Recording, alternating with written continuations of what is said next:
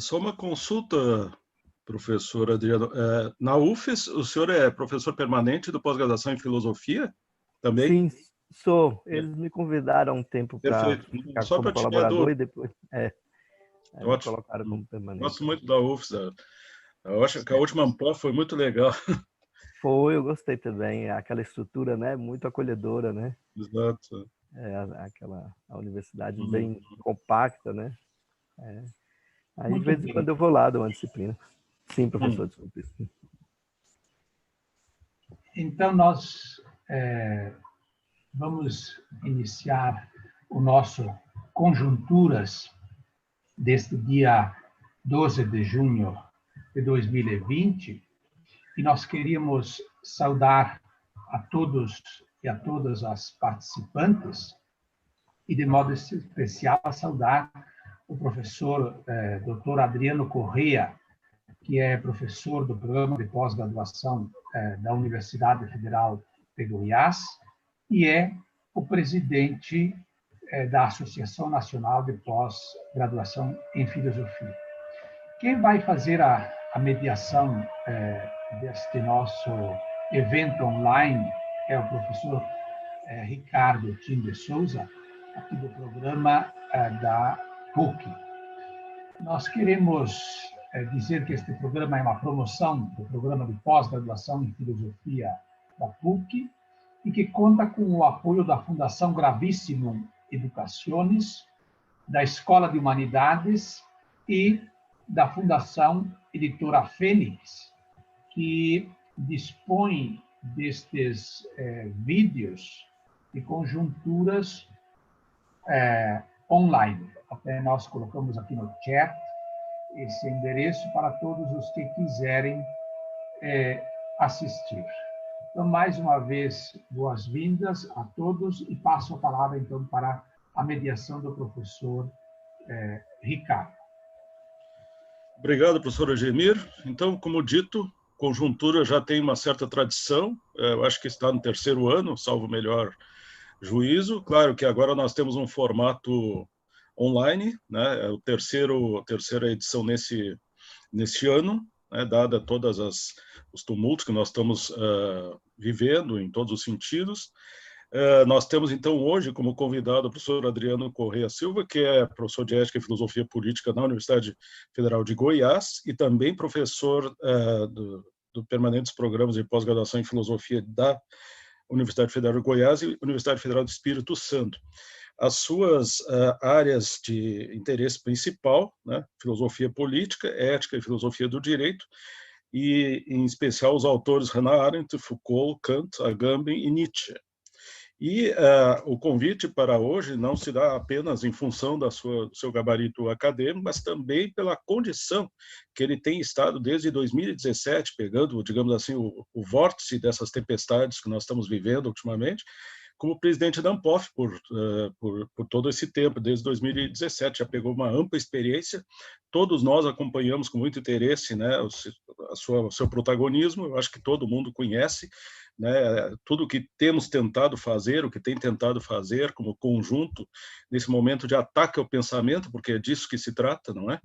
E todas as derivações que aí vêm a partir desse momento civilizatório tão incomum em termos globais, especificamente aqui no Brasil, nos colocando em situações muito complicadas, colocando, digamos assim, sempre a credibilidade de tudo que nós fazemos e que são algumas das colunas mais clássicas do conhecimento, do desenvolvimento de todas as estruturas civilizatórias que ainda merecem ser salvas, que estão aí sendo colocadas em questão.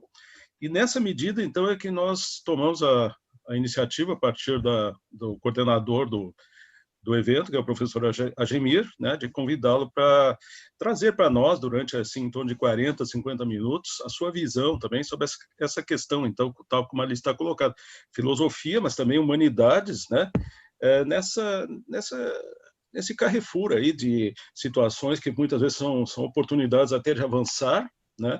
Eu cito uma, por exemplo, que quando se ataca alguma coisa, o mundo de gente se interessa por ela, então, paradoxalmente, há uma situação onde a gente vai se tem condições, inclusive, de aproveitar esse refluxo, no bom sentido, e também os desafios que são diuturnos, né? Para a filosofia, em todos os sentidos, ainda com essa pandemia, a própria situação do encontro da Anpof, né? Então, seja muito bem-vindo aqui virtualmente, professor Adriano, do interior da Bahia, dessa bela paisagem, está no nosso coração aqui, na máxima proximidade. Bem-vindos todos aqui, todos e todas que aqui se fazem presentes. É normal as pessoas irem entrando aos poucos.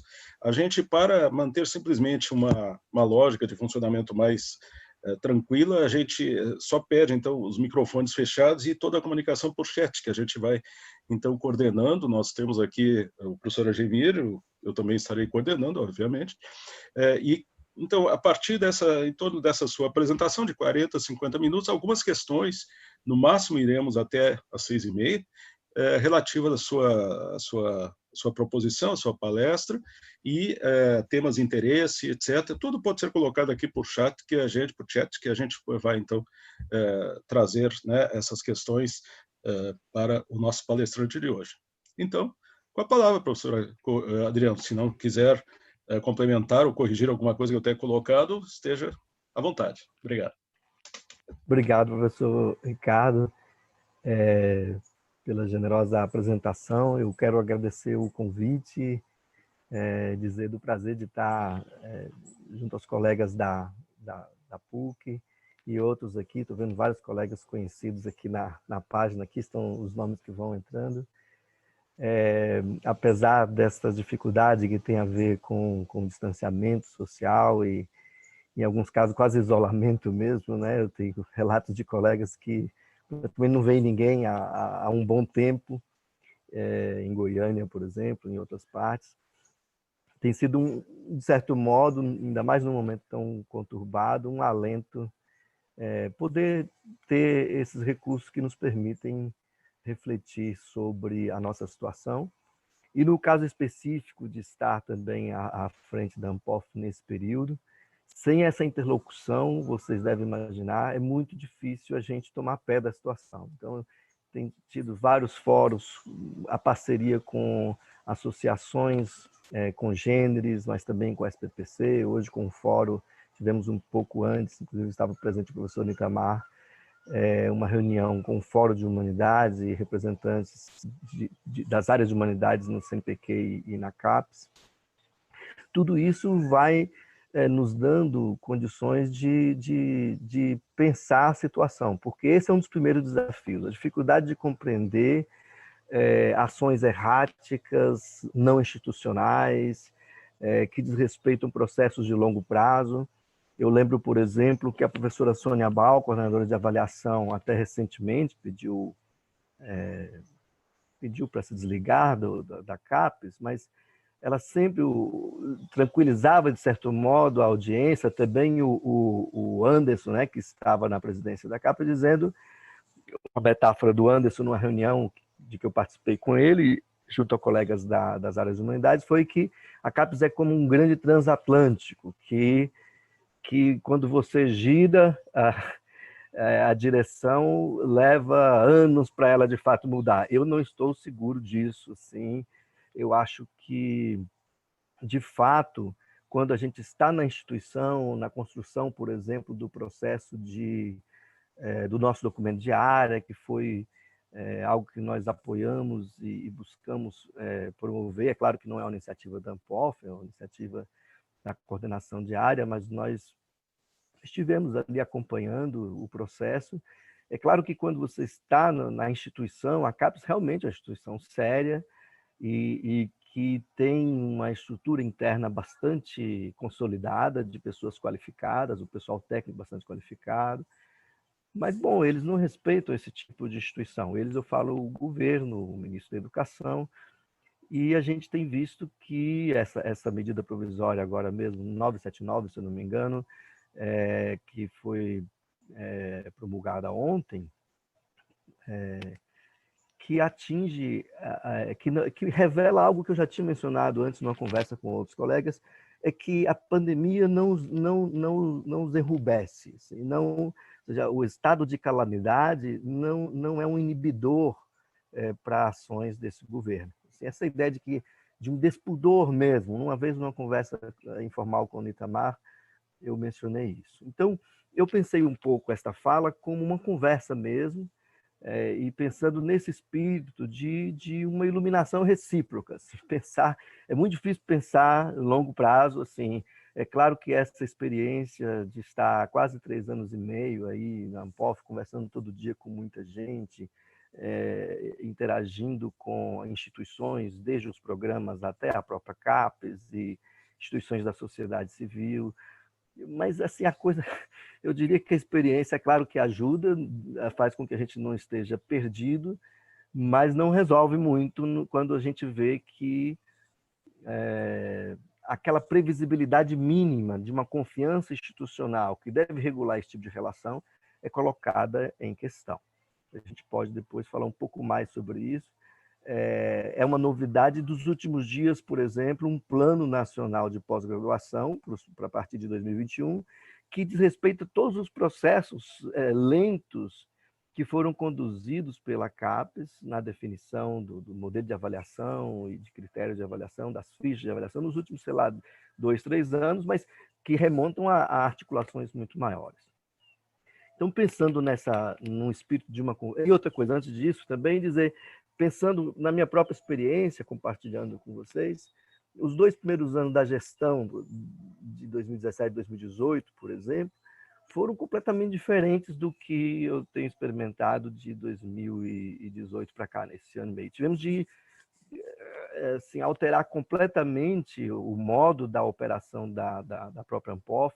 A gente teve de abrir para promover iniciativas várias e discutir o tempo todo com outras associações, a partir principalmente do ano passado, de abril, quando o Weintraub tomou posse, atacando-nos diretamente a filosofia. E aquilo foi também um divisor de águas. A gente viu, como bem mencionou o professor Ricardo, o quanto a gente pode repercutir. A gente houve aquela difamação numa quinta-feira, finalzinho de abril.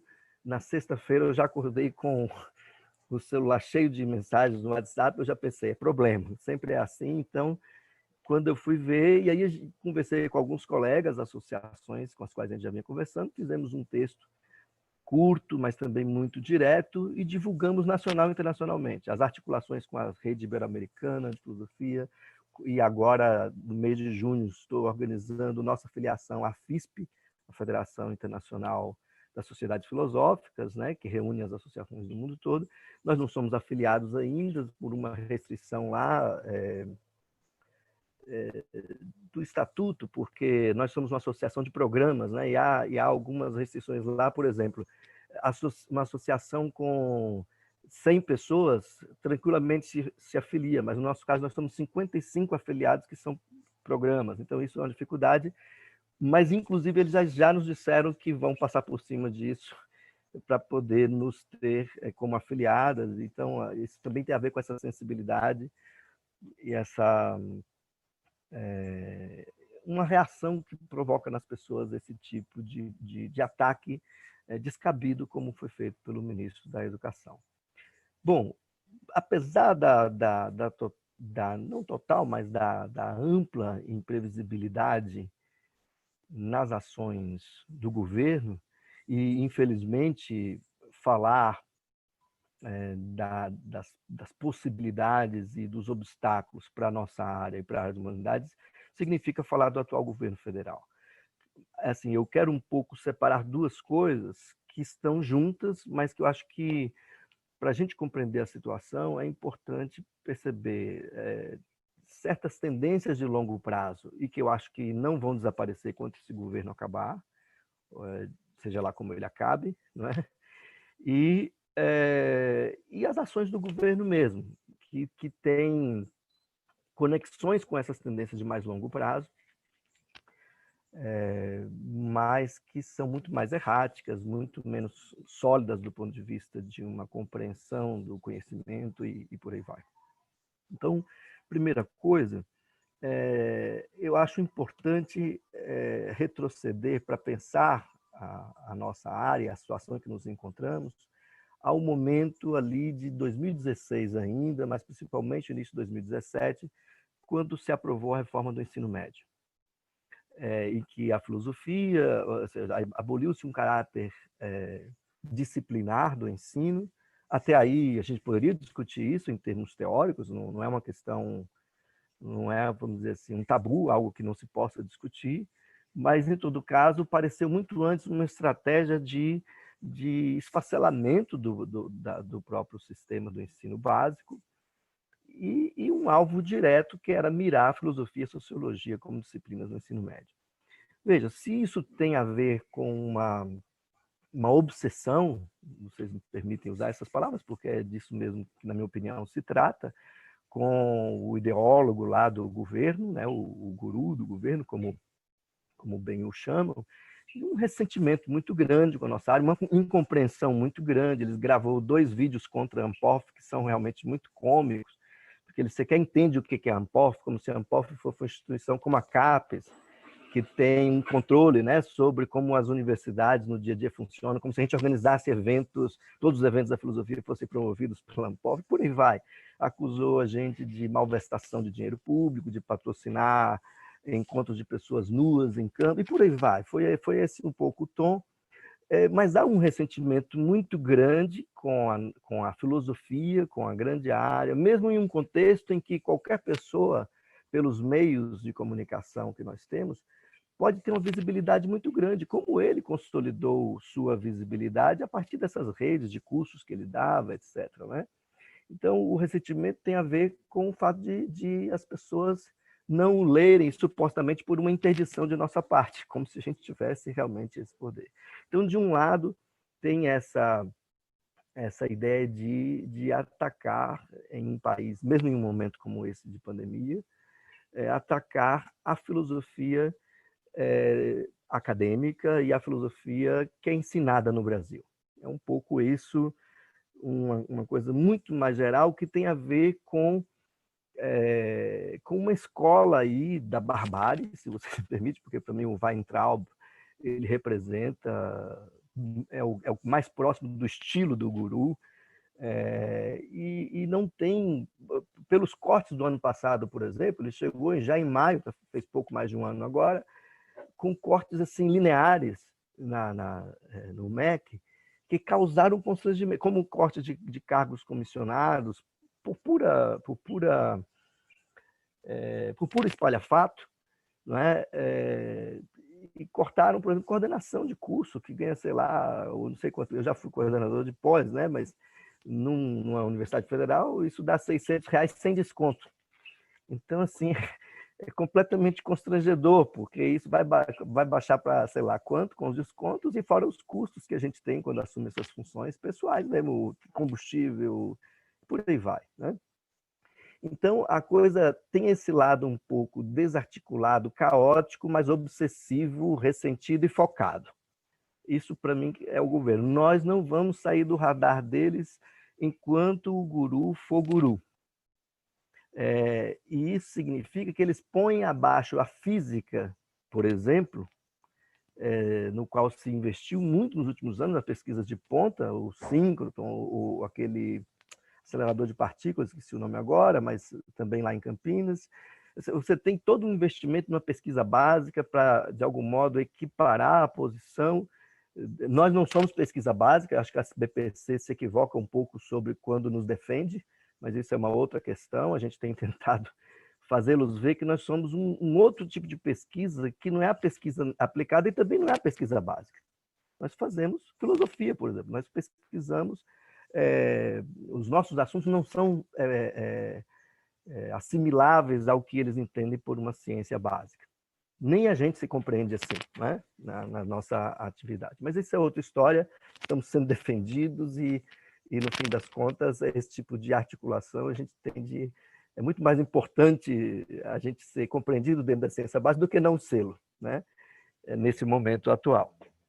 Mas, vejam, então, de um lado, nós temos essa obsessão que, assim, pasmem, né? Por mais absurdo que seja, está conectada ao ressentimento de uma pessoa que formou uma geração, indicou uma série de pessoas para esse governo que estão atuando, e nós não estamos numa situação pior porque as instituições ainda têm travas, né? A própria CAPES, o modo como se toma decisão ali, que é justamente o que está em crise, em risco nesse momento atual. Estou falando de junho agora, final do mês passado e tal.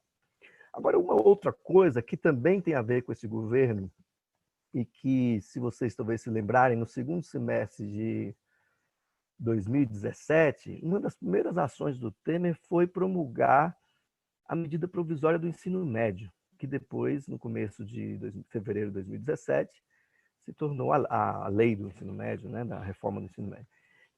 Aí Bom, há outras questões. Eu lembro que, a convite do Marcelo Carvalho, já em 2016, eu escrevi um texto sobre o assunto na coluna Ampof, que estava começando, que era um outro tipo de ressentimento que tem a ver com uma base de apoio desse governo. É difícil medir hoje o quanto essa base é sólida, mas com a abertura da universidade, das privadas, das comunitárias, das públicas, para uma diversidade de pessoas das mais diversas classes sociais, etnias, etc. As minorias e as maiorias, né? Que nunca tiveram acesso a esse espaço. E a universidade sempre incumpriu em nosso meio uma função de chancela de certos privilégios, não é? Não só isso, claro, né? Eu dou aula desde 2003 na universidade e não achava que estava a serviço de um grande plano. Não é uma coisa paranoica nesse sentido, mas assim, uma universidade fechada, por exemplo, eu dei aula na Federal da Bahia em 2003, 2004 e 2005 começaram as cotas. E, de repente, eu dando aula em Salvador, vejo as minhas classes ficarem negras. Entende? Eu cheguei a entrar numa turma de psicologia, de alunos muito queridos, não tem a ver com juízo sobre quem estava lá, mas de não ter uma pessoa negra. Para não ser injusto, havia uma intercambista de Guiné-Bissau. Então, esse cenário também gera ressentimentos e que gerou apoios a certas medidas e que estão aí no mesmo espírito do que inspira o Weintraub. Eu penso que é o mesmo... Assim, esse ressentimento se alinhou com o ressentimento de uma certa classe média, com esse espaço de exclusividade e de chancela de uma certa ascensão social, uma certa posição de classe, deixar de ser isso e se tornar um espaço aberto para a diversidade da nossa sociedade, inclusive nas condições socioeconômicas. Esse é um lado. A gente pode depois voltar e tentar estabelecer uns contornos mais sutis, mas eu diria que não tem nada sutil aí. É um ressentimento tucu, assim, é puro, sei lá, ressentimento é uma boa palavra, assim, sem pensar em nenhum conceito mais filosoficamente determinado, Nietzsche, ou Freud, ou qualquer outro, mas a ideia de um ódio com aquilo que eu suponho ou que não me representa ou que não faz justiça à minha posição, nesses termos muito mais de dicionário mesmo da língua portuguesa do que qualquer uso mais específico do termo. Aí há uma outra direção em cujo estudo eu estava me dedicando mais pela questão da Ampof do que por minha pesquisa mesmo, embora tem algumas conexões que eu tenho buscado explorar, que tem a ver com os documentos, por exemplo, da OCDE, né, a Organização para o Desenvolvimento Econômico, para a Cooperação e Desenvolvimento Econômico, e Unesco. Na Unesco a coisa é muito mais confusa, muito mais plural, muito mais abrangente, mas ainda assim há um certo desenvolvimento de uma noção de formação como um ramo da economia.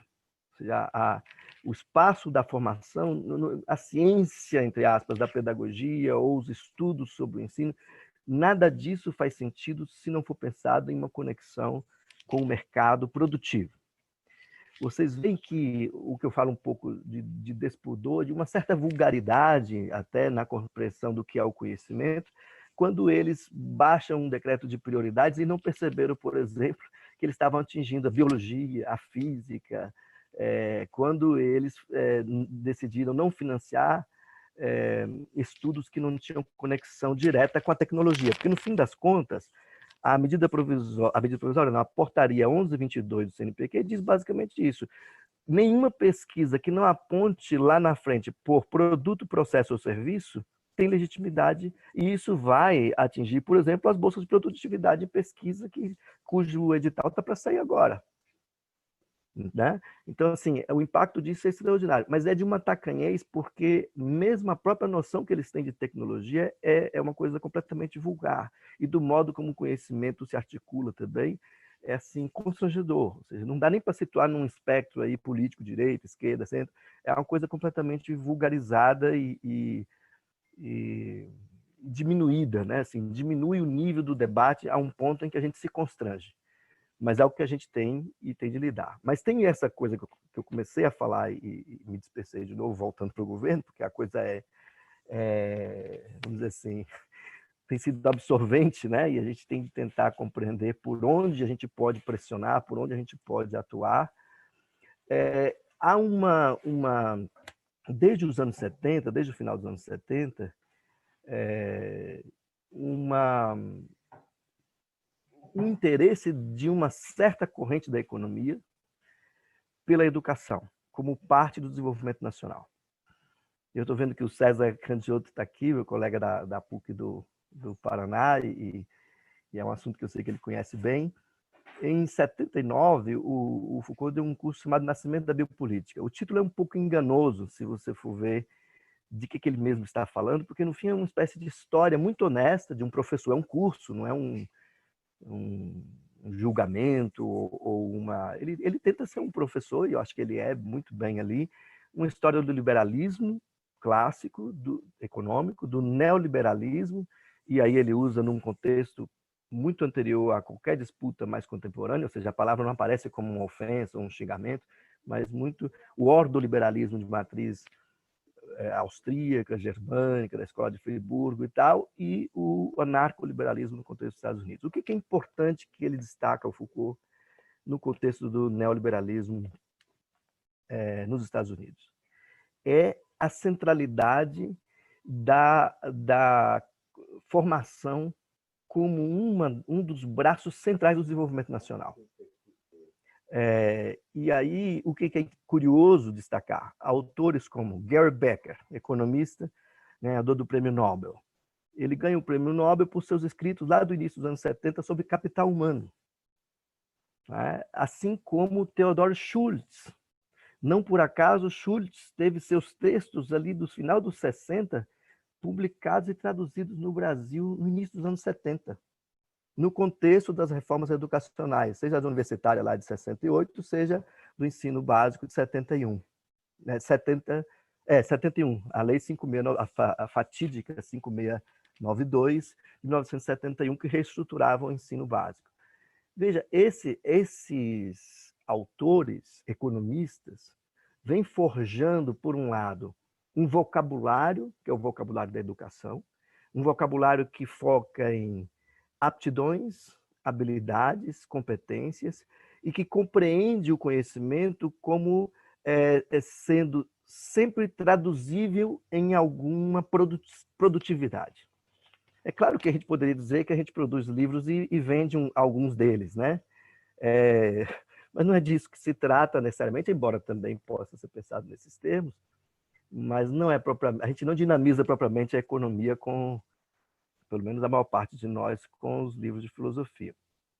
Trata-se de uma conexão com o mundo produtivo. E aí tem todo um conjunto de valores, de princípios orientadores, que tem a ver com versatilidade, resiliência, inovação, disponibilidade para reajuste, formação interminável, ou seja, a ideia de que você precisa de uma formação básica muito estreita, justamente porque a pessoa tem de estar preparada para uma formação que virá depois da formação básica. E essa formação significa uma atenção e uma disponibilidade permanente às alterações do mercado. E isso é muito mais insidioso, mas é muito mais grave para a nossa área, penso eu. Eu tenho escrito umas colunas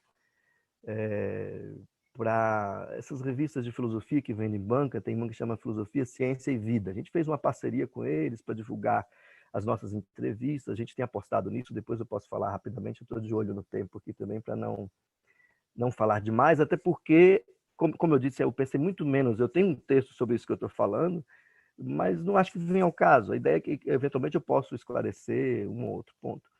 Mas a gente não pode perder de vista, infelizmente, num momento como esse, é muito difícil você ficar com essas sutilezas teóricas, por assim dizer, mas é o nosso ofício e a gente não pode pensar que o mundo vai acabar no mês que vem, né? Embora também não possamos duvidar, né, do pior sempre, mas eu acho que a gente tem de atuar não só institucionalmente, mas quem pensa o contemporâneo na ética, na política, na filosofia da ciência, a gente tem de estar atento para um movimento que é o nosso, que é esse para o qual nós estamos sendo reclamados no regime de urgência, mas nós temos um regime da urgência da compreensão que é um pouco mais dilatado do que da urgência da providência, né? Então, eu tenho tentado não tirar do horizonte essa... um instantinho só, por favor.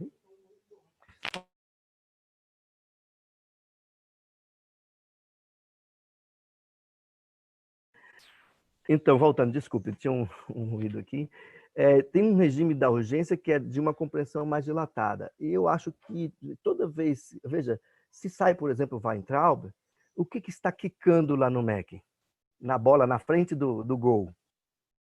As instituições das educacionais vinculadas a organizações financeiras, não é? Fundação Lehman, Instituto Ayrton Senna, a fundação ligada ao Itaú, cujo nome me escapa agora, acho que é Itaú Educação, que tem interesses corporativos, interesse no livro didático, interesse nessas coisas todas, mas tem também um interesse que a gente poderia chamar também de ideológico, sem nenhuma preocupação, de fomentar uma cultura do empreendedorismo.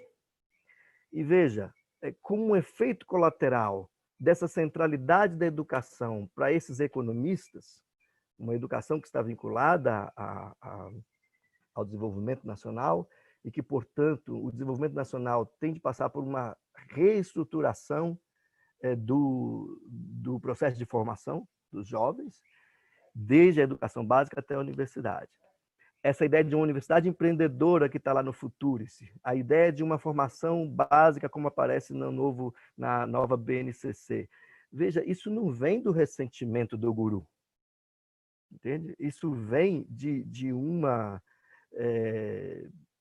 corrente de pensamento consolidada na economia, que tem reverberações fortes na pedagogia nacional, mas também em todos aqueles que se interessam pela questão do ensino, e que é muito mais consolidado e muito mais pervasivo e muito mais insidioso do que esse ressentimento vulgar, explícito, que está aí nos constrangendo, além de nos perseguindo, né? Mas há um certo constrangimento, não sei vocês, mas eu fico um pouco constrangido quando tenho de responder no nível que eles colocam as coisas.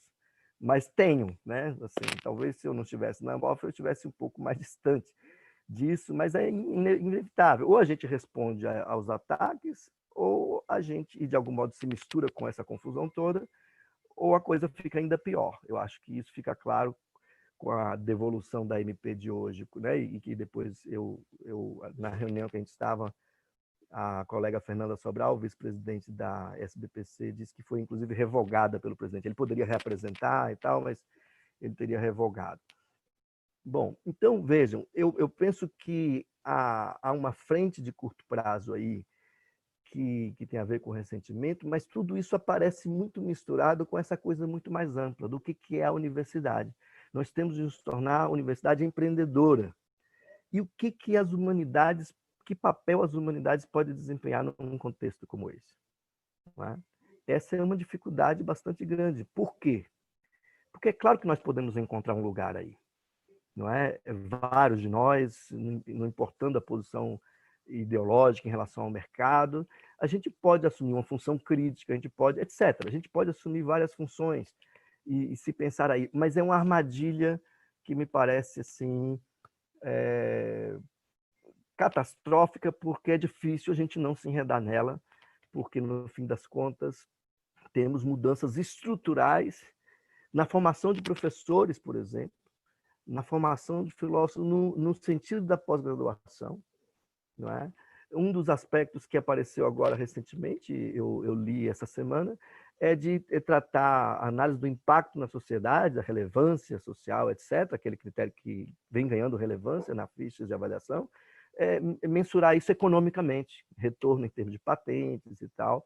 Eu estudei na Unicamp e havia em São Paulo, desde quando eu estudei, uma pressão muito grande para interpretar nesses termos o impacto social, né?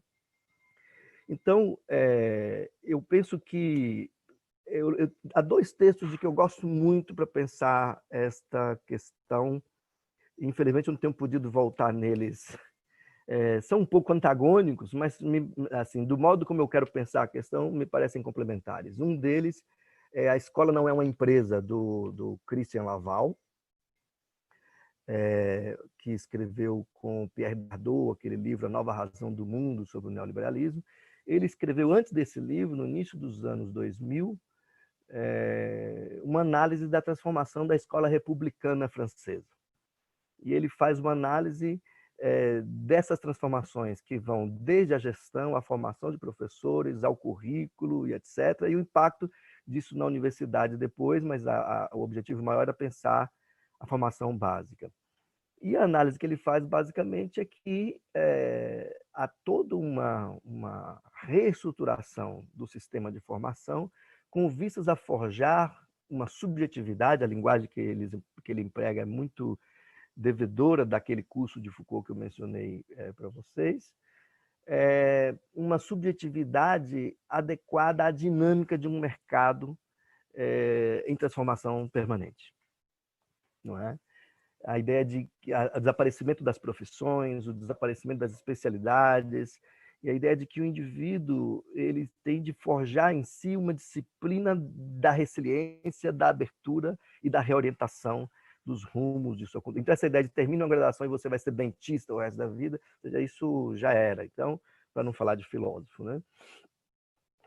Então, toda a análise dele é um pouco uma crítica ao neoliberalismo.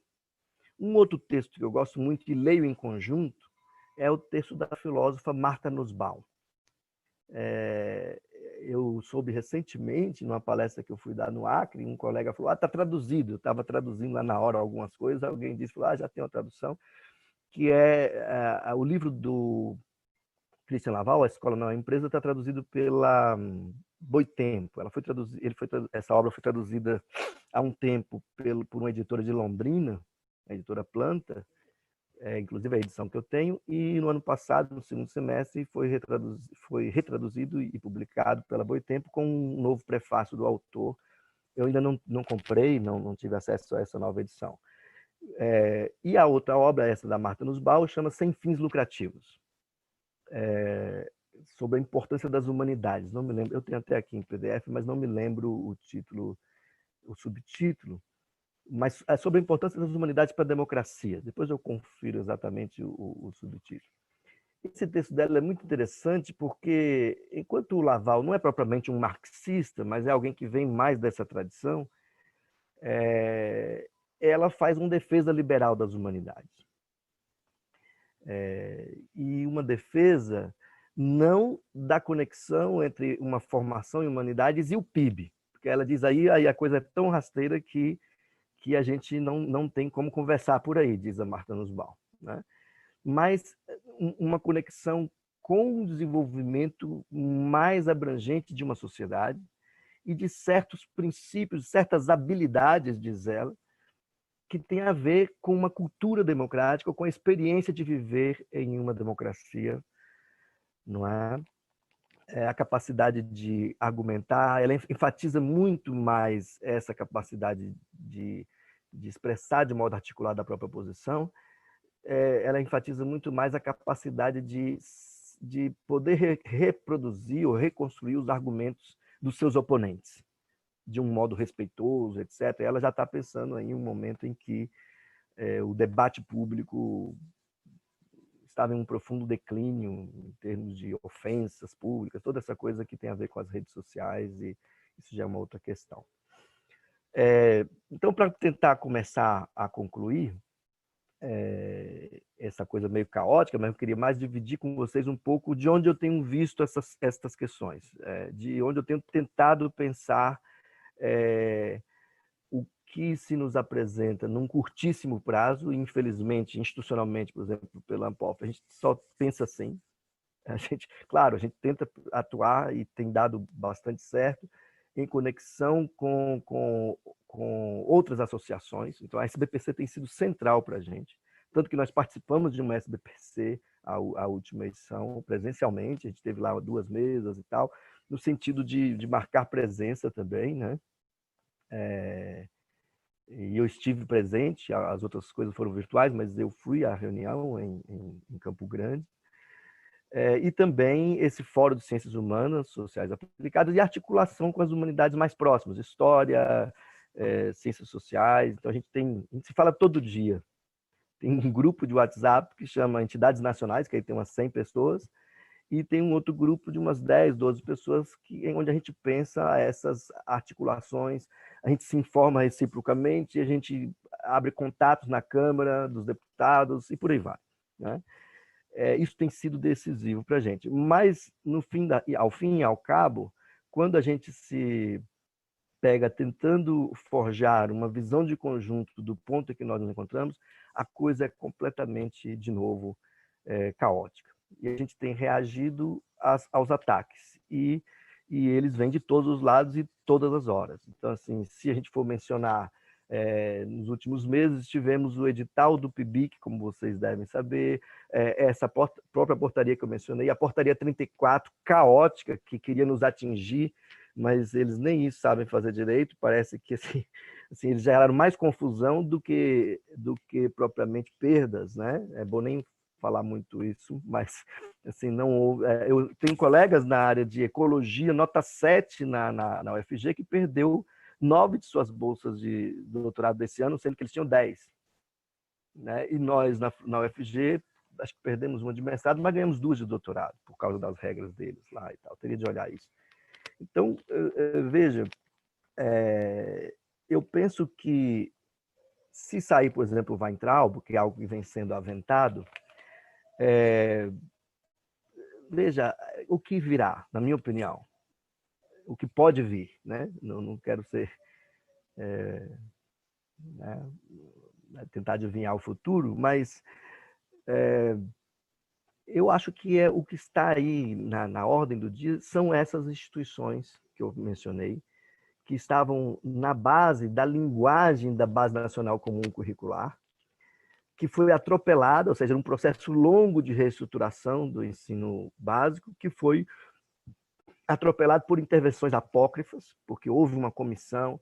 Agora, o que está rolando, o PNLD, recentemente eu consultei colegas que trabalham com filosofia e ensino, da Ampof Ensino Médio, para indicar nomes para compor, e eles até aceitaram. Isso é muito esquisito, algumas coisas funcionam, outras não funcionam, mas que livro vai sair daí? A gente não sabe qual livro de filosofia corresponderia ao novo ensino médio. Então, eu acho que, não obstante estar em crise a gestão do Weintraub, e a gente já viu que ela subsiste à crise, assim, ela tem uma sobrevida em um contexto de crise extraordinária.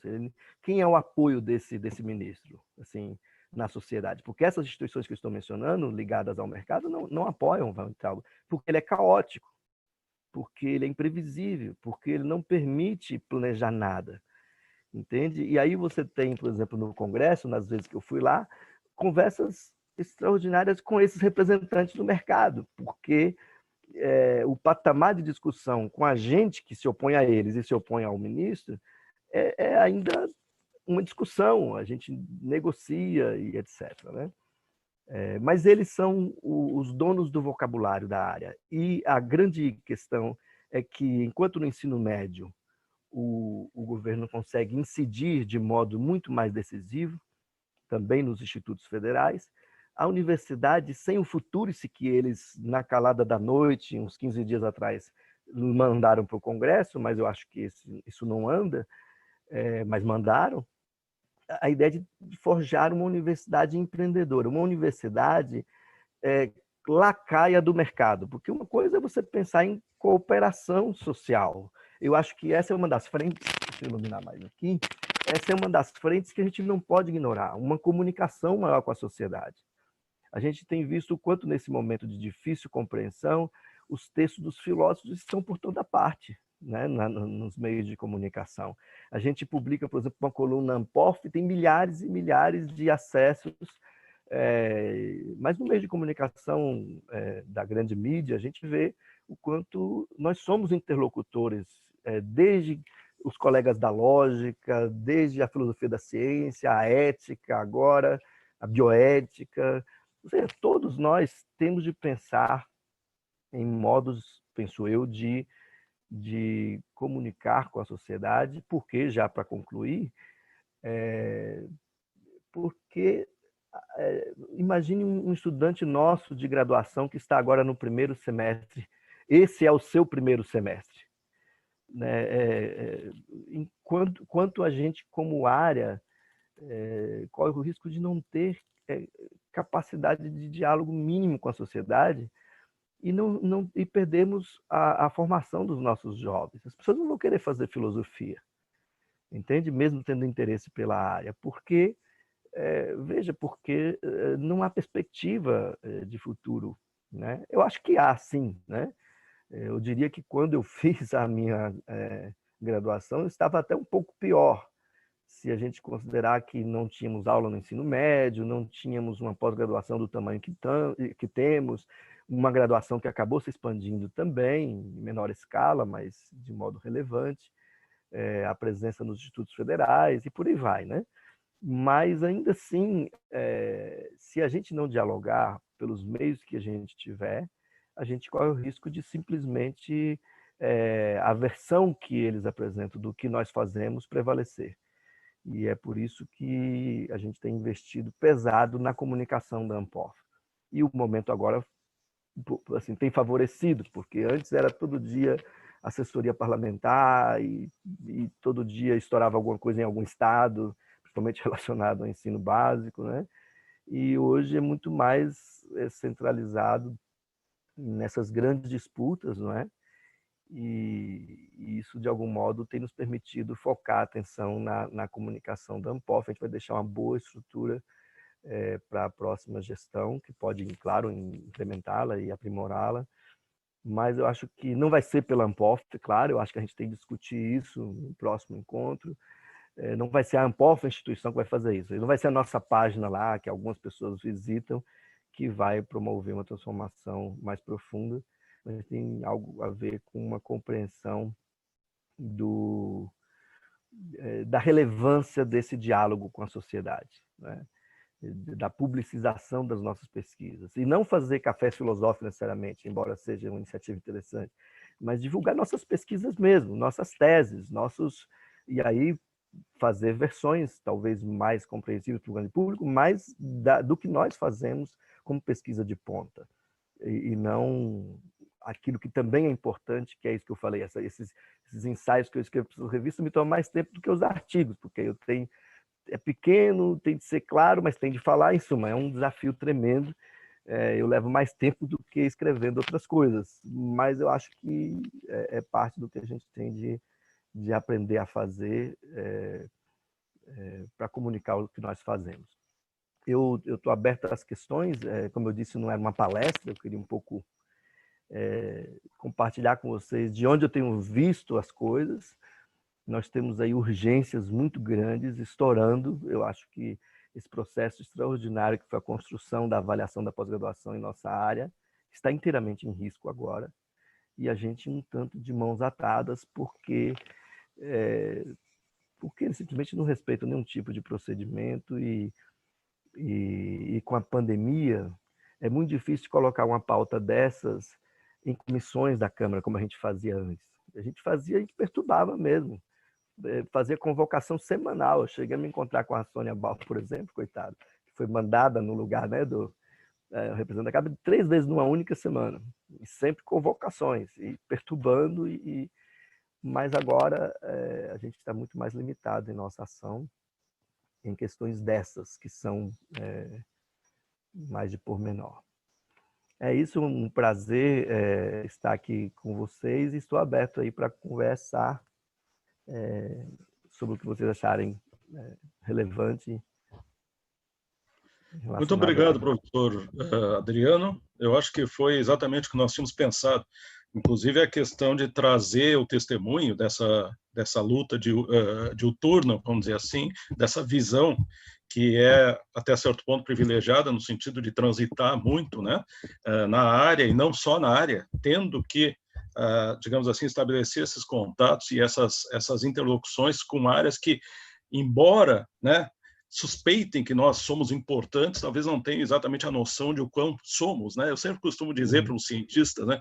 Bom, da filosofia saem os conceitos que todo o resto usa. Eu acho que isso já ajuda a pensar um pouquinho, né? Então, eu acho que foi muito interessante, porque trouxe alguns elementos aí que são realmente o que a gente, de um modo geral, já suspeita, mas agora com muita precisão. Eu só gostaria de fazer também enquanto o pessoal vai... Quem desejar já pode ir colocando aqui no nosso chat as questões, fazer algumas questões, não questões, mas algumas considerações, porque algumas coisas aí me estão muito próximas. Eu queria dizer que, além dessa dimensão do ressentimento, ou junto com essa dimensão do ressentimento, tem a dimensão da doença. Eu acho que enquanto nós não tivermos esse horizonte nosológico, né, na nossa visão, de patologia, né? Quer dizer, de patologia, de paranoia, de mania de perseguição, de estruturas de defesa, de doença narcísica, tudo isso aí, né? Mais do que nunca é necessário a gente tem que ter que prestar atenção com isso, né? Estabelecer esses contatos com essa dimensão, porque o risco que nós corremos, isso a gente observa muitas vezes, inclusive ao longo desses anos, desde 2016, eu acho que foi o ano agudo no seminário de pós-graduação, o adoecimento das pessoas. Quer dizer, os nossos pós-graduandos, né, num processo de adoecimento, porque muitas vezes nos procuram, então, como uma baliza para orientar nessa situação, só que essa situação é inédita para nós também, porque nós, de um modo geral, ninguém aqui viveu essa época da ditadura, e ali, pelo menos, era tudo muito claro, vamos dizer assim. Ao passo que agora, com essas teorias conspiratórias mundiais, né, quer dizer, lembra sempre o Freud com as 3 feridas narcísicas, né? Primeiro se ataca o Copérnico lá, então a Terra fica plana, depois se ataca o Darwin. Então, nós estamos num universo onde nós queremos muitas vezes, e isso talvez fosse uma consideração que o senhor pudesse, talvez, me ajudar a completar ou corrigir.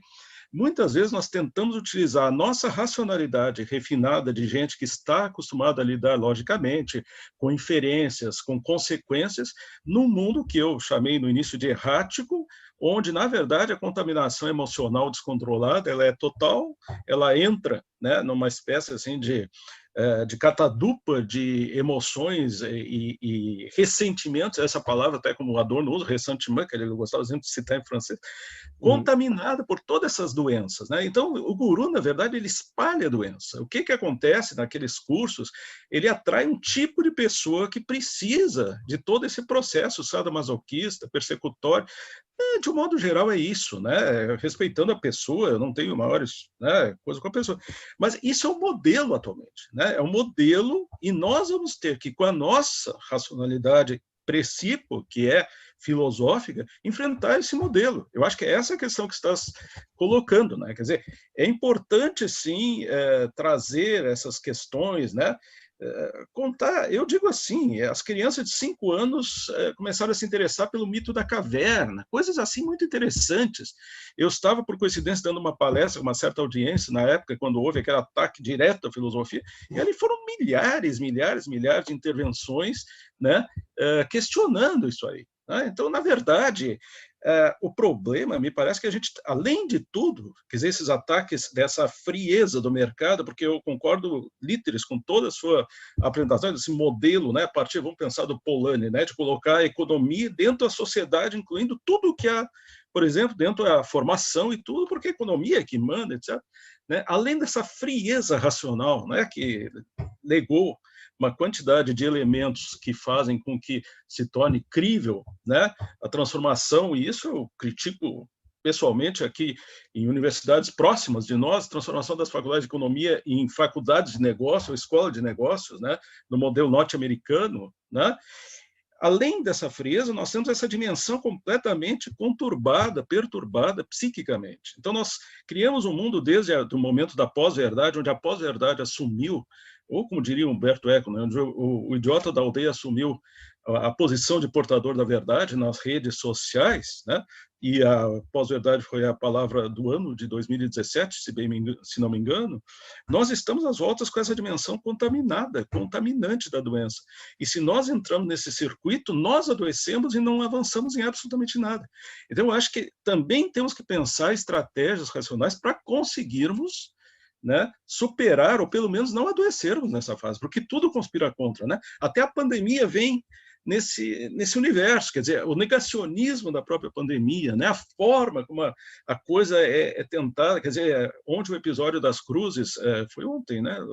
Que houve aquele episódio das cruzes, que alguém foi derrubando, quer dizer, e hoje, não sei se vocês souberam, agora à tarde, ou foi pela manhã, que uma reunião virtual de mulheres discutindo feminismo e racismo, etc., foi interrompida por nazistas e ameaçando com uma mistura escatológica de corpos mortos, decapitados, com cruzes nazistas, quer dizer, pornografia, o caos, né? Também, Isso, Então, na verdade, a gente vê essas explosões, vamos dizer assim, de insanidade.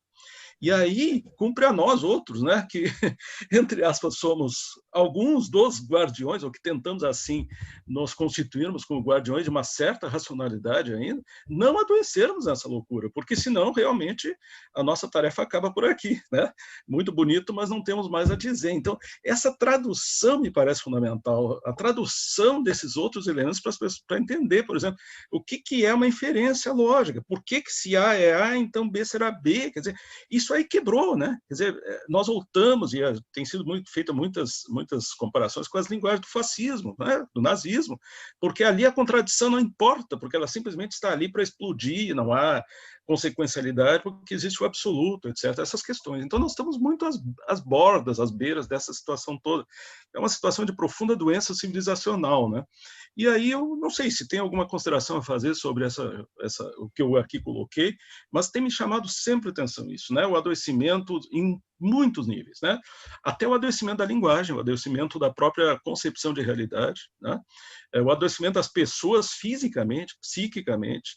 Nós, na nossa universidade, tivemos que duplicar o sistema de atendimento médico, porque a cada turno nós tínhamos muitos problemas que sobrecarregavam o nosso sistema de atendimento, as pessoas que precisavam, estudantes, etc., né, adoecidos psiquicamente, muitas vezes em um sentido de desequilíbrio muito agudo, né? Então, nós estamos nessa terra inóspita, né, sendo atacados, mas atacados por elementos racionais combinados com a irracionalidade, né, da perversão, da doença, da mania persecutória, né, da paranoia. E porque tem, além da palavra ressentimento, tem uma palavra que vem junto ali, se me permite, é medo, né? Medo de ser atingido em privilégio. Essa questão das universidades é típica, né? E a gente tem aquele clichê das companhias aéreas que parecem rodoviárias, mas o medo, né?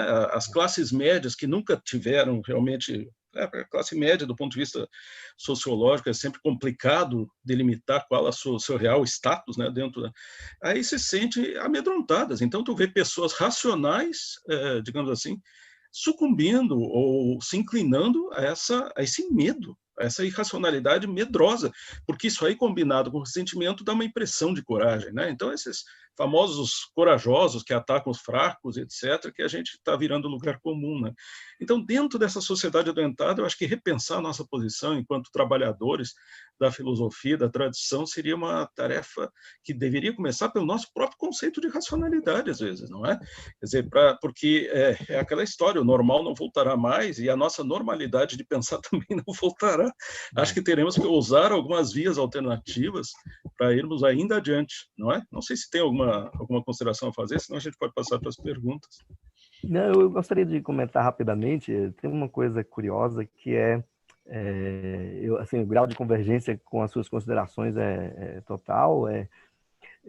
Essa questão, eu não tenho competência, eu tenho evitado um pouco, mas para mim tudo é muito patológico, porque eu não tenho, vamos dizer assim, uma competência para classificar todas essas questões. Eu penso muito em termos morais, em termos políticos e em termos de uma certa, de um certo ethos da nossa área, assim, de um certo mínimo comum que permite a gente divergir num plano que não chega, não seja esse, né? Porque, veja, a gente não pode se iludir de que ele forjou uma linguagem, né? Ele forjou um proceder, né? Que é essa coisa dos palavrões, da ofensa, da desqualificação, da estratégia nas redes sociais de, por exemplo, tem uma publicação, a pessoa chega, xinga e vai embora, entendeu? Não é esperar para xingar de novo, é de que vai embora porque essa é a estratégia. Ele ensinou isso. Eu nunca vi um vídeo dessas aulas dele, deveria ter visto, mas assim, é tanta coisa e tem uma coisa de não adoecer também. Eu li uma reportagem longa da revista Época, pela internet, eu li, de um jornalista que se matriculou e acompanhou isso durante uns 6 meses, né? E ele dizia que uma das questões centrais era essa do xingamento. Olha o exemplo. Ele se irritou conosco com 2 coisas, Ampolfo, porque a gente também tem uma coisa, assim como a gente aqui, você quer mencionou o nome dele, por acaso, assim, mas eu evito mesmo mencionar, a gente publicou, um colega enviou para a gente um texto e a gente enviou para a Folha de São Paulo. A gente tem feito muito isso para dar visibilidade à nossa produção. Acabamos de fechar uma parceria com o Estado da Arte, aquela seção do Estado de São Paulo, e temos com o Le Monde Diplomatique, a própria Folha, não é? A Folha que deu a notícia agora, eu estou tentando lembrar o quê? Acho que foi da Portaria 34, mas eu sei que assim, a gente que deu a notícia e o contato que a gente tem lá, que é um jornalista da educação, em 1 hora já estava na página. Então a gente tem apostado muito nesse tipo de interlocução.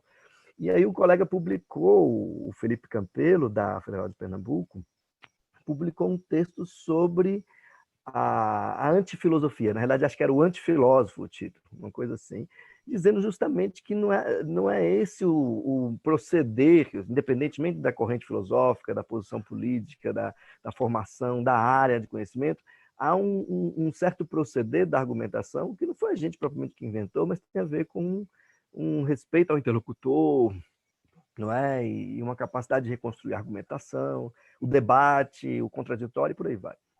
E aí não mencionava o nome dele também. Aí ele gravou um vídeo chamado assim... ele gravou 2. Um chamava Bobocas Ampóficos, e aí um pouco a patologia, uma infantilização até E como se... Bom, o texto nem era nosso, não estava escrito em lugar nenhum que era da Ampof, depois que saiu na coluna Ampof, né? Que é assim que a gente procede. E o outro era analfampófagos, por causa de uma pesquisa que a gente fez junto aos programas de pós-graduação, pesquisa informal, mas que funcionou bem, teve uma amostragem grande de cursos relacionados ao marxismo ou sobre Marx na pós-graduação. Um pouco entrando no jogo de disputar as versões, né? E aí a Folha publicou também, largamente, e aí ele gravou esse outro vídeo. Isso é dele eu vi, são as únicas coisas dele que eu vi até hoje, e é muito cômico. Mas ele é a nossa tragédia, assim, a gente não pode, assim como, e se vocês verem, por exemplo, no Bobocas Ampórficos, ele revela o tempo inteiro um incômodo com o não reconhecimento da área e por aí vai, né?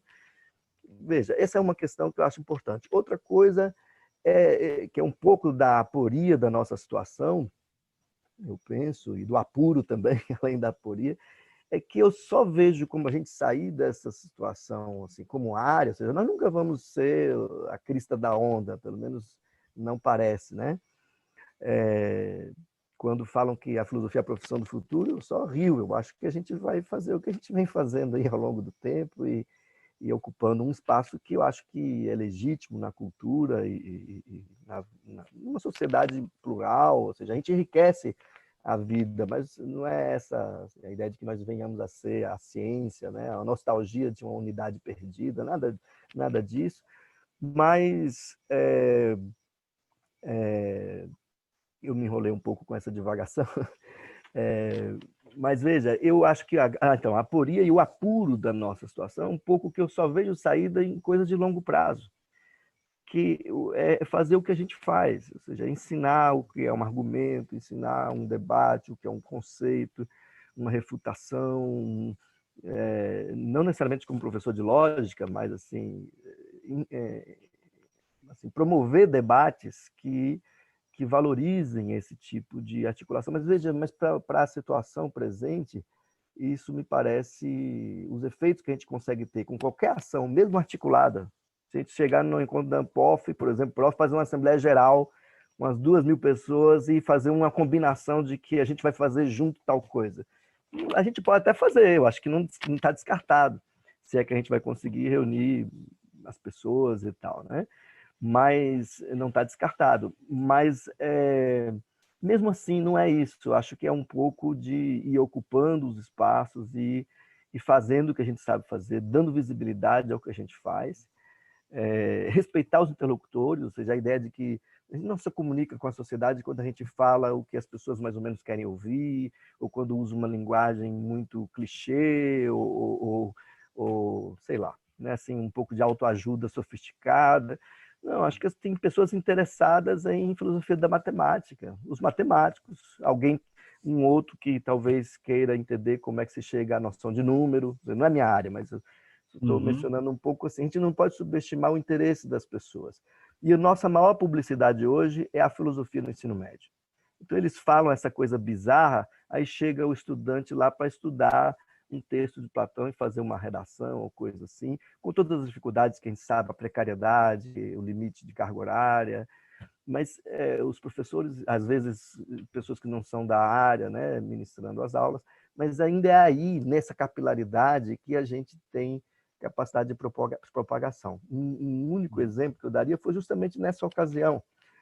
Foi o nosso site quase caiu no dia que a gente publicou a nota.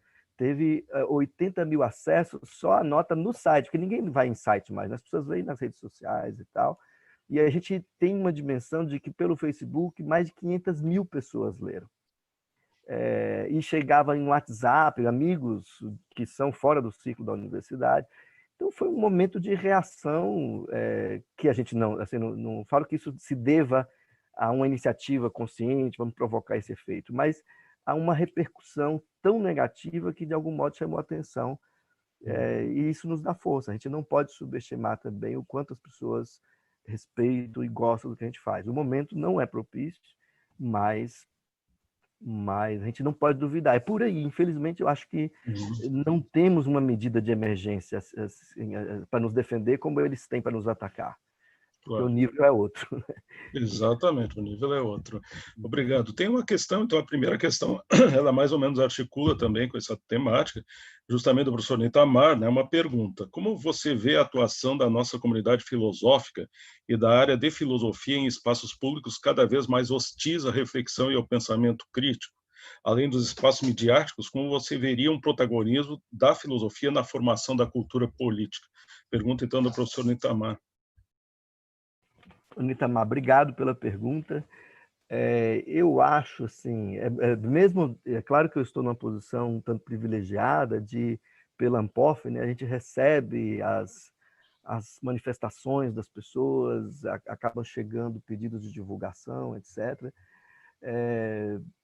O que eu vi nos últimos meses, nesse ano, né, nesse período de confinamento, né, eu falo confinamento porque às vezes é isso mesmo, né, mais do que distanciamento social, muita gente está confinada, literalmente. Houve uma reação muito grande. Tem pessoas aí numa atividades como essa que a gente está fazendo, que eu acho relevantes, assim, independente do tamanho do público. Eu acho que a gente tem de construir coisas para que as pessoas, quando procurarem determinados assuntos, encontrem a gente. Por exemplo, no YouTube, é isso. Uma aula, a gente fez 2 aulas pilotos sobre isso e foram razoavelmente bem sucedidas.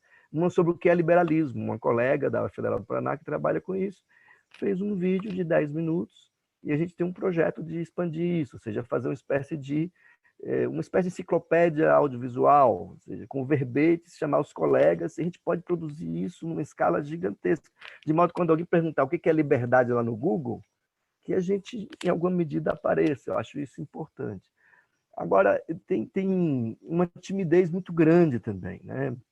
Eu mesmo não tenho um perfil assim do intelectual público, como assim, de alguém que tem... Eu já escrevo para os jornais, mas não sei se é por causa das atividades que tem a ver com a Ampof também, que são muito penosas, muitas reuniões, muitas demandas. Eu me atrapalho, às vezes, até com a comunicação, mesmo com a experiência desses anos todos.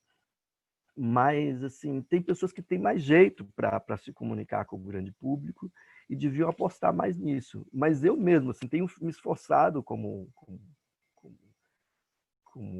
professor, né, como pesquisador, para me comunicar um pouco mais. Mas eu acho muito tímida a nossa presença e muitas vezes os nossos colegas, como o Vladimir, o Marcos, né, que me antecederam aqui que são parceiros, inclusive, da gente, que já participaram de várias atividades conosco, que muitas vezes a presença militante do intelectual, no nosso contexto, acaba sendo cooptada pela partidarização. Eu acho que eles têm a grande habilidade de escapar disso, não é? Assim, persistem, eu falo pensando nos dois colegas especificamente, né? E outros também, mas é muito complicado. Mas se a gente se a gente não colocar isso como uma dimensão de nossa atuação, se a gente pensar na extensão, a gente pensar no diálogo com a sociedade, no ocupar dos espaços de cultura, eu acho que a gente vai ter um prejuízo, porque a área era muito menor nos anos 80, por exemplo, 90, e nós tínhamos uma presença talvez mais decisiva, não é? Com nomes que as pessoas conheciam, não é? Eu acho que nem todos de nós temos de tomar isso como um dever ou como uma tarefa, mas eu acho que se a gente não... Aqueles que se entusiasmam... Eu mesmo gosto, eu só não levo jeito. Assim, mas quando escrevo para um grande veículo e recebo retornos, às vezes impressionantes, assim, já teve casos de publicar numa revista dessas que circulam, ou mesmo em grandes jornais, e receber retornos assim, que eu não conseguia nem manejar, de pessoas escrevendo, perguntando, eu tentando atender. Bom, eu sou professor, eu não estou distante das aulas e tudo da nossa rotina é penoso, isso dificulta um pouco. Mas eu acho que se a gente pensar isso como um horizonte de qual é nosso impacto social, o nosso impacto é na cultura, na elevação do nível do debate, no colocar em cena uma discussão conceitual, como os colegas fizeram os colegas que trabalham com o Marcos da Unicinos, o Alcino da UFO, o professor da UERJ, acho que Marcelo, esqueci o nome dele agora, e o Darley da UFSC, né? Eles escreveram um texto lindo em conjunto, né? Sobre protocolos, por exemplo, de atuação médica nesse momento, né?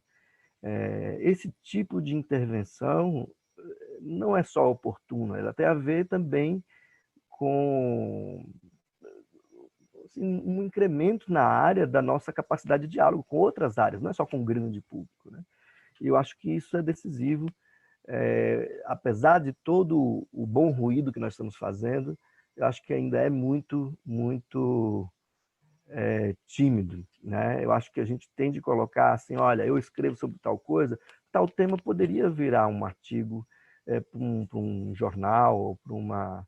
E eu falo isso não só como eu trabalho com ética, filosofia política, filosofia do direito, são temas muito mais, assim, talvez assim, atraentes para a mídia, não? Porque eu acho que o público se interessa por outras coisas. Mas eu acho que para o acesso à mídia, é claro que cedo da filosofia política, por exemplo, mas as outras áreas também. Aí eu acho que esses espaços como o Estado da Arte, como a Ilustrada da Folha, né, esses canais aí têm de ser ocupados por nós, né? Exato. Muito obrigado. O professor Itamar observa que o texto do Marco, do Alcino, do Darley e do Marcelo está saindo na revista Veritas. Ah, maravilha. Então, nós vamos ter na revista também. Bem, nós temos mais algumas perguntas, algumas considerações o colega César, né, a questão do perigo da portaria que afetou a iniciação científica prolongar seus pesquisadores de todas as outras áreas. Claro, é uma questão que deixou, acho que realmente é muito complicado. Temos uma outra questão ali, como é uma consideração e está aberta, eu vou deixar que o pessoal ler, dado o adiantado da hora. Peço desculpas ao colega César, né, é que nós temos essa limitação. Vamos passar uma questão que é colocada ali, o professor Fábio Caprio, nosso colega, né, agradece pela fala e gostaria de perguntar como o professor Adriano tem interpretado a emergência das manifestações antirracistas a partir da morte de Floyd e seus possíveis reflexos no Brasil, e acerca de uma leitura crítica na área, que há pouco publicada por ele, né, tendo por base a reflexão sobre Little Rock, né? Então, essa é uma questão que é feita. Eu gostaria também de passar também para o colega Glaudenir, também coloca, né?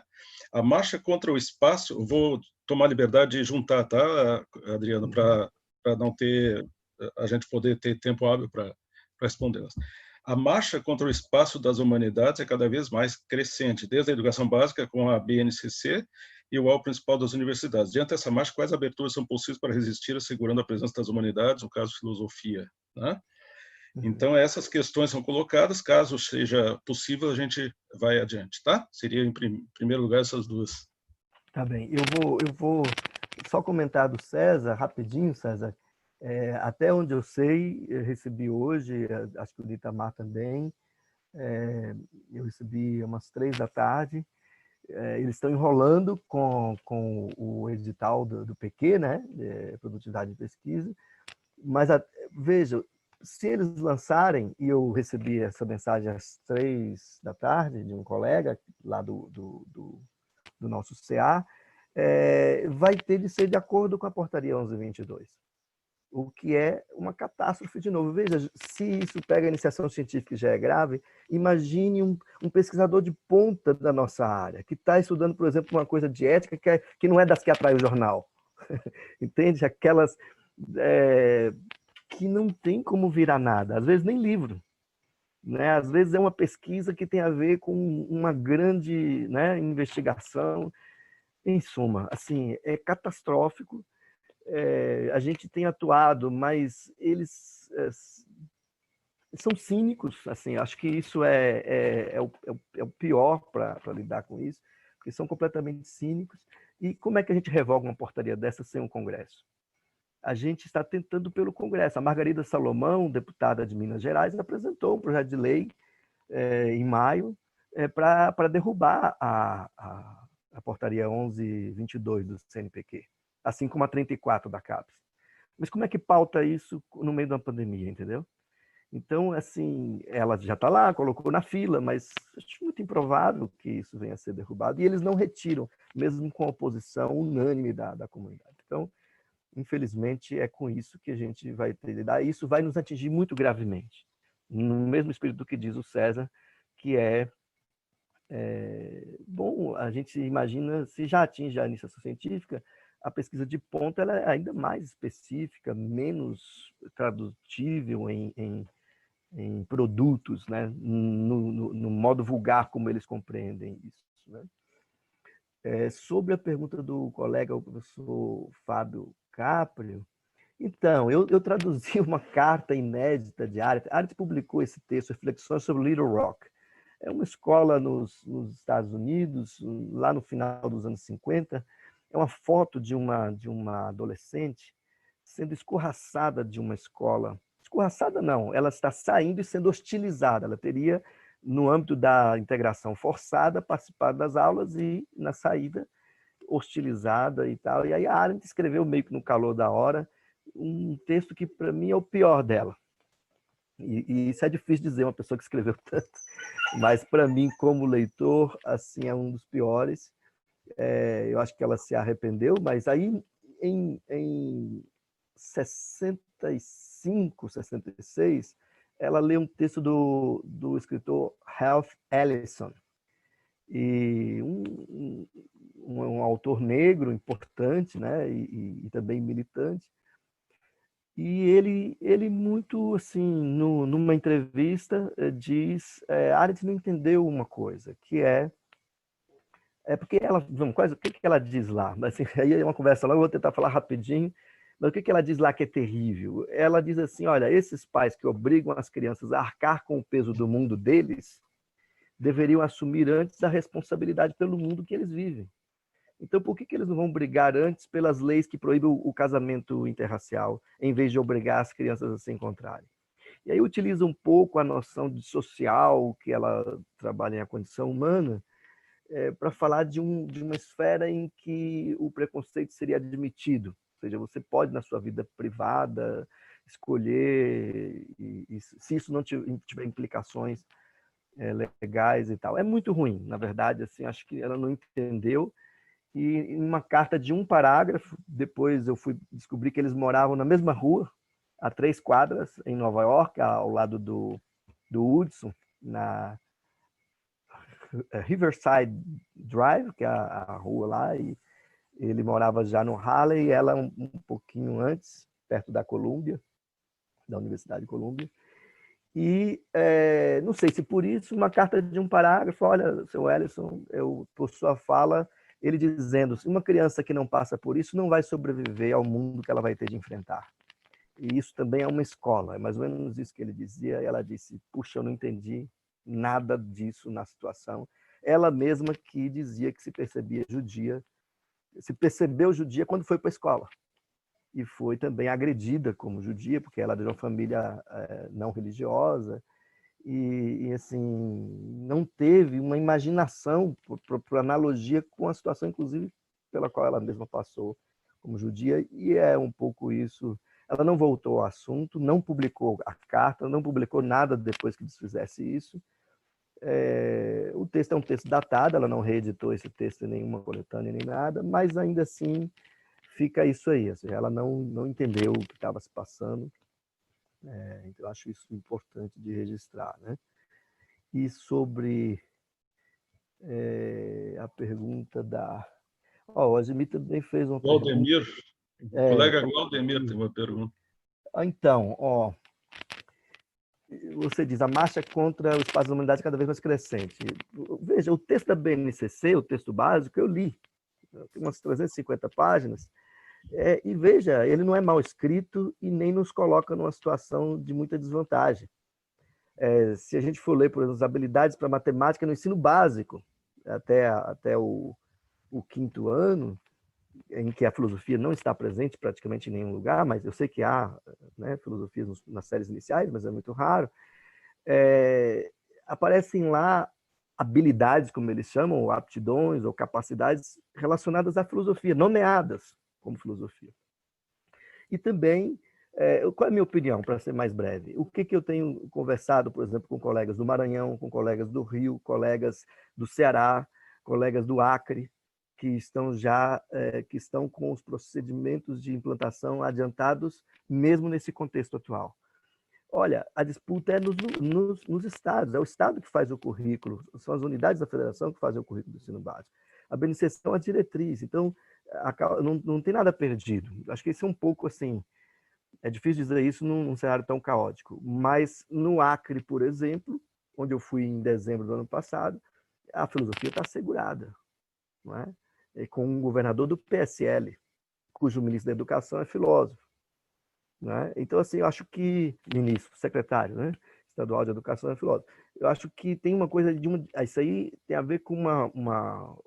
Veja, não há como mexer na BNCC agora. Ou seja, essas são coisas que já estão estabelecidas. O texto da formação de professores, nós estamos junto com as associações da educação, disputando o texto lá, pela Ampof mesmo. Né? Eles mandam os textos, a gente assina os documentos, discute junto nesses grupos que eu estou falando. Então, a gente está disputando a formação de professores, cujo texto ainda não está pronto. Mas os outros textos a gente vai ter que disputar politicamente aí nos estados. E aí a Ampof tem ajuda, por exemplo, dos colegas do Acre, e a gente teve contato recentemente, para pôr em contato com os outros estados e ver como é que as coisas estão andando. Isso a gente fez e está aberto para continuar fazendo. Estive também no Rio Grande do Sul, aí em dezembro, novembro, se eu não me engano, na URGS, também para pensar a questão da residência pedagógica e a formação de professores. Não é minha área de atuação de pesquisa, mas pela Ampof a gente tem acompanhado isso. Né? Então, eu acho que é isso, professor. Eu sei que no Ceará, por exemplo, eu estive também lá no ano passado e fizemos a maior audiência dos últimos 10 anos na Assembleia Legislativa do Ceará. o deputado ficou até meio atordoado, tiveram de abrir uma segunda sala, entendeu? E saímos de lá com compromissos assegurados. Então, acho que tem que pensar a coisa agora num nível muito mais político do que na disputa por documentos que já estão estabelecidos, né? A gente está disputando a formação de professores, porque é um documento que ainda está em discussão, mas é um pouco por aí, né? Então... Tá certo, seriam essas, professor. Nós estamos já com a hora, infelizmente, ela correu, o que também é muito bom, significa que foi muito produtivo. É exatamente o que nós tínhamos em mente quando promovemos, né, a sua vinda virtual. Sinta-se em casa sempre, né? Eu acho que foi muito interessante. Obrigado, um prazer. E não estamos encerrando a discussão, está abrindo, na verdade, só nesse espaço agora que ela se encerra. Fiquei muito feliz em poder ouvi-lo e ver que realmente é alguma coisa que é comum à nossa percepção, embora multifacética, ela, na verdade, ela converge, né? E, com isso, agradecendo, já chamando a atenção de todos que teremos, na próxima semana, mais um encontro do Conjunturas, eu passo a palavra, então, ao organizador, nosso coordenador, me despeço dos colegas todos, agradeço muito a presença de todos e todas, alguns entraram, saíram, nós tivemos um número oscilante de pessoas, mas todas pessoas aí que estão certamente multiplicando aquilo que a gente fez aqui. Muito obrigado. Passo a palavra ao professor Ademir. Obrigado.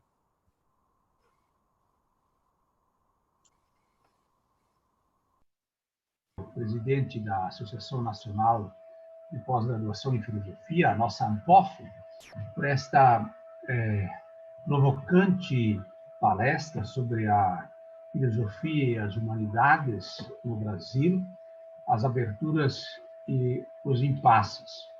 Queremos agradecer também ao professor Ricardo Tink, nosso colega que fez a mediação, presença de nossos colegas professores da pós-graduação aqui, e também do professor Itamar, que é o coordenador da filosofia junto à CAPES.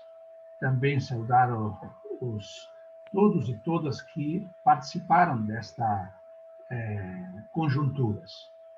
E queremos dizer que nós estamos juntos para apoiar toda esta luta da ANPOF, neste momento em que as humanidades em geral e a filosofia em especial são atacadas, e então dizer que, professora Adriano, que o nosso programa, e certamente todos os programas, estão juntos, levando todo o nosso apoio para fazer esta frente, esta resistência da filosofia das humanidades. Muito obrigado. Obrigado, professor. Foi um prazer e agradeço o apoio aí, ver os colegas também. E estamos à disposição para outros debates aí mais para frente.